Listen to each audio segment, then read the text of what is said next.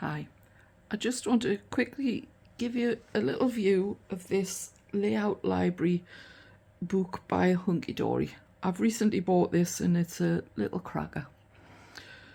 There's times when we're card making we all have brain fog and can't think of what we want to do. We know we want to do something but can't think of what to do. So this little book has some card sketches in it to give you ideas of what you can do with a card and how you can adapt them and maybe just stimulate your mind a little bit to make your own decisions. So we'll just start at the beginning. Oops, can't get the page turned. So as you can see, this is volume 1, so I presume that means there's going to be more to come, and I'll be very pleased when there is. Then we've got a contents page, just some little ideas of what you might need. And here we'll have an essential guide to what you need for card making, which is always helpful, especially if you're a beginner. So the first sketch, here it is.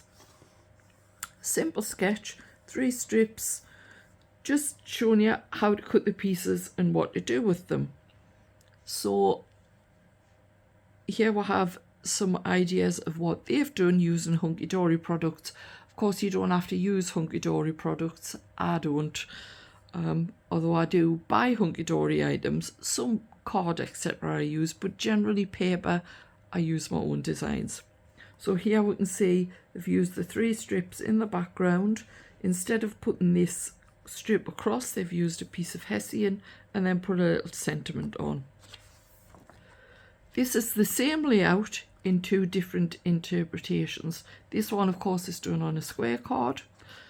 3 little strips and a flower with a sentiment. This one, I love this idea where they've used a topper as a triptych, and that would be easy to do with any design and then just a simple sentiment on it. I really like this. Moving on, another layout, simple layout. Again, different interpretations of how you can do these. You don't, as I say, you don't need to use Hunkydory products. You can use whatever you've got in your craft stash, but it's a great little book to have on hand. Third layout, again, different interpretations. And the book goes on. I think I can't remember offhand how many there are in altogether. A 4th, which has slightly more. I particularly like this one for all the crafty people out there. Sketch 5, sketch 6, 7, sorry, 7, yes. This is just different interpretations. You see here, instead of using the circle in the middle, they've put a square topper in.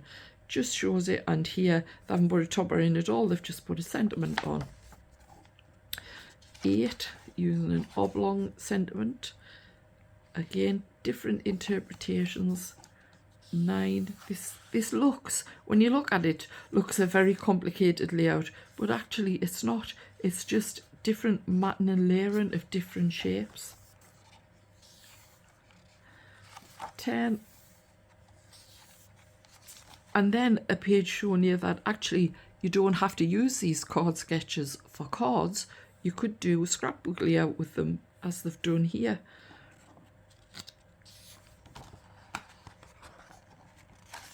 This one, perfect for using up all your scraps of paper, which they've done here.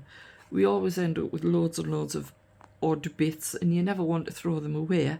If you're anything like me, you have a box the size of a suitcase full of bits and pieces of paper that you don't want to throw away. This is the perfect layout for that.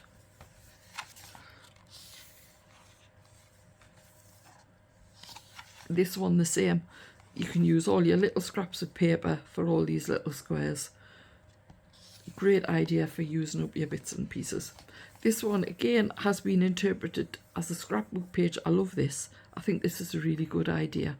I'm working on a special scrapbook at the minute, and I think I may use this layout in that scrapbook. More of that later. This one again, great for using your bits and pieces.